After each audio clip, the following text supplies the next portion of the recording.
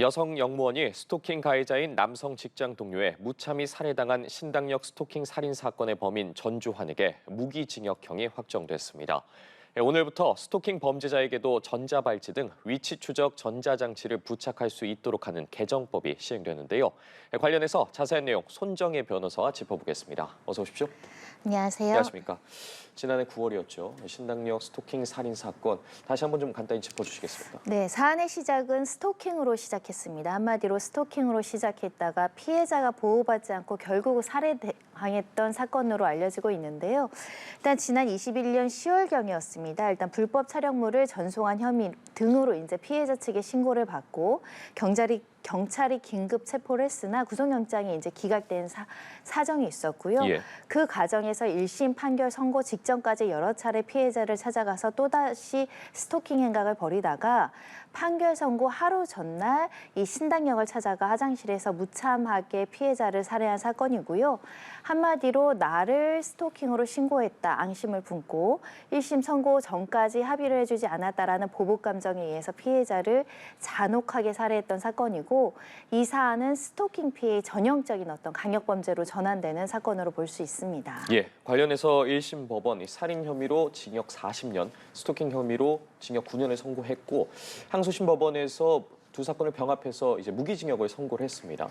네, 일단은 보복 목적 살해였기 때문에 양형도 높을 수밖에 없고 사회적 비난 가능성도 굉장히 높았던 사안이고요. 특히 2심 재판부는 재범 가능성이 굉장히 높다 이렇게 봤습니다. 예. 아울러 교화 가능성에 대해서도 의문을 가질 수밖에 없다 이렇게 표현을 하면서 살인 사건에도 굉장히 중대한 양형이 나왔을 뿐만 아니라 이 1심에서 나온 스토킹 범죄에 대한 9년형도 그 재질이 굉장히 좋지 않고 횟수도 351회면 일반인이 감당하기 어려울 수준으로 사실은 피해를 당했다 이렇게 보셔야 될 것 같기 때문에 40년 그리고 9년형을 병합한 2심에서는 무기징역형이 선고가 됐고요.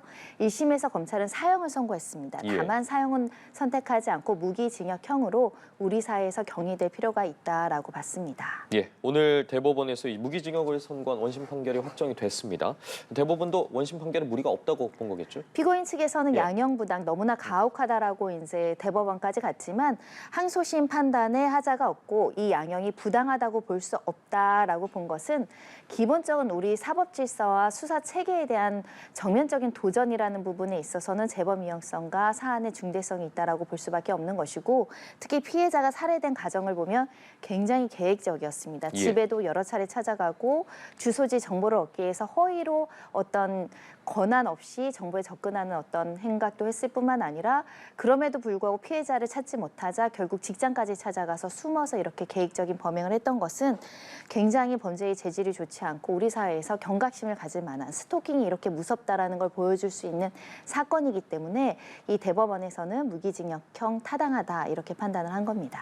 예, 또 살펴봐야 할 게 이제 오늘부터 개정 전자장치 부착법에 따라서 부착 명령 대상에 이제 스토킹 범죄도 포함이 되는데 청구 요건 어떻게 되는지 궁금합니다. 일단 스토킹 범죄가 중대에서 이제 실형 선고가 나오는 경우에 그리고 집행일 종료한 날로부터 10년 이내에 재범 위험성이 있는 사안에 대해서 이 재범 위험성 평가를 해서 이 피고인에게는 전자장치 장치를 할 수 있도록 이제 제도를 마련한다는 것이고요. 일단 검사가 청구하고 법원에서 인정해서 결정을 내리는 과정을 겪는데 이 전자발찌는 보통 이제 살인 사건이라든가 강도 사건이라든가 강간 살인 같은 범죄에 한해서 이제 부착 명령이 내려졌지만 이제는 이런 범죄와 동등하게 스토킹 범죄도 재범 위험성이 있고 피해자를 보호할 필요가 있고 피고인들의 습벽이 인정된다라고 판단하기 때문에 법을 개정해서 전자장치 부착법을 개정해서 이 전자발찌 부착 명령이 가능하도록 이제는 제도가 개선됐습니다. 예, 그만큼 강력 범죄로 취급하겠다는 건데 지난해 신당역 사건 이후에 이 스토킹 처벌법이 시행이 되면서 약 2년 동안 경찰에 들어온 신고 건수가 2만 건에 육박한 것으로 나타났는데 이번 개정법 시행으로 좀 스토킹 범죄 예방 효과가 있을지 어떻게 보세요? 예방 효과도 있을 것이고 피해자 보호 측면에서는 조금 더 나아갔다 이렇게 평가할 수밖에 없는 것이요. 예전에는 스토킹 관련된 법령이 없거나 굉장히 미비했기 때문에 피해자들이 스토킹 범죄 피해를 당하더라도 마땅히 법에 호소하거나 수사기관에서 보호를 받지 못한 측면이 있지만 이제는 적극적으로 신고하는 사회적인 분위기도 형성이 됐고요. 예. 이와 더불어서 피해자를 보호하는 제도도 생겼고 가해자에 대해서 조금 더 높은 수준의 규제가 들어오고 있기 때문에 사회적으로 스토킹 범죄가 굉장히 중대한 범죄라는 인식을 확산하는데 이 스토킹 관련된 처벌법이 개정되고 전자 발찌를 차는 것도 사회적인 범죄 예방 효과를 가져올 것으로 보이고요. 다만 이제 법률을 개정한다가 다가 아니라 실무상 실제로 실효적으로 스토킹 범죄를 예방할 수준으로 높은 양형이 나와야 되고 피해자를 보호해야 되고 가해자가 심각한 범죄를 저지른 경우에는 그에 합당한 양형 실무 선고형이 나와야 됩니다. 예. 전주현 사건에서 9년형이 스토킹에 나온 것은 이례적으로 굉장히 높은 수준으로 나왔기 때문에 많은 사람들이 이제는 스토킹도 실형이 많이 나올 수 있고 10년형 가까운 게 나오겠구나라고 이제 우리가 생각하게 된 것인데 그 전에는 대부분 집행유예 또는 벌금형에 그친 경우가 많았거든요. 예. 앞으로는 많이 달라질 것으로 보이고 많은 노력이 필요해 보입니다. 예, 앞서 잠시 언급해 주신 것처럼 좀 현재 시점에서는 스토킹 범죄에 대한 양형 기준이 좀 제대로 마련되어 있지 않기 때문에 솜방망이식 처벌이 계속해서 나오는 사건들이 있었는데 좀 법원의 엄정한 판단이 필요하다는 지적도 이어지고 있습니다. 네, 기존 사건들의 통계를 보면 4건 중에 1건 정도가 실형이 나올까 말까 하는 사안들이 많고요. 특히 스토킹 범죄는 신고되지 않은 암수 범죄도 많기 때문에 초기 단계에서도 사법력, 공권력이 적극적으로 개입을 해야 될 뿐만 아니라 엄중해서 기소돼서 수사까지 이루어지는 경우에는 재판까지 이루어지는 경우에는 양형도 높아야 피해자들이 적극적으로 신고할 수 있거든요. 그 면에 있어서는 양형 기준이 조금 지금보다는 높을 필요가 있고 특히 양형 기준보다 더 중요한 건 재범 방지입니다. 예. 피해자들이 보복당하지 않도록 철저하게 보호할 수 있는 제도와 그리고 실효적인 어떤 처분 이런 것들이 필요한 상황입니다. 예.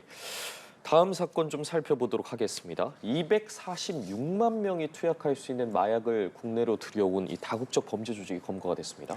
굉장히 놀랍고 우려되는 상황입니다. 말레이시아 조직이라고 하는데요. 국제 마약상 조직이 한국에 거점을 틀기 위해서 한국을 통해서 굉장히 대규모의 필로폰을 반입하려다가 미수에 그치거나 실패에 이르렀던 사안이고요.